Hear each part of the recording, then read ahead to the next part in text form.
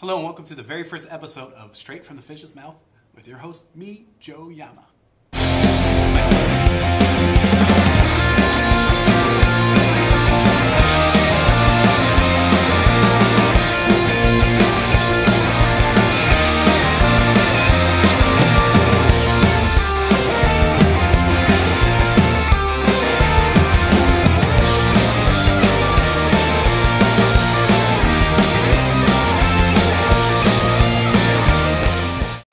You might know that I've been taking a class from the Archdiocese of LA for the high school religion teachers credential program. Now, last class we discussed the liturgy source in our summit.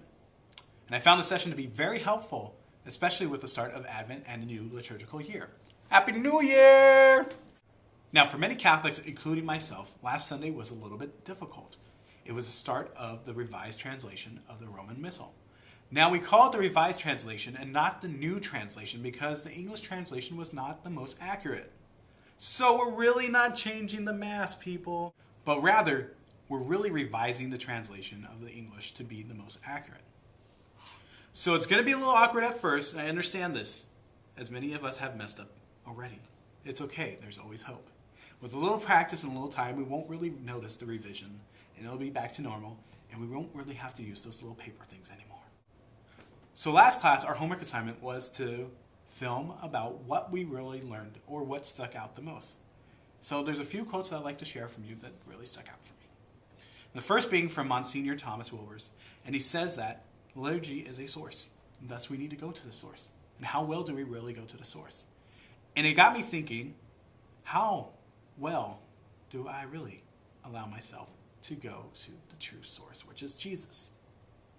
And next, I've always heard that the liturgy is our source and summit. But rather, where did we get this word from? And I finally figured it out from the last class because we heard it. And we get this word from the Second Vatican Council documents, from the document called the Constitution on the Sacred Liturgy.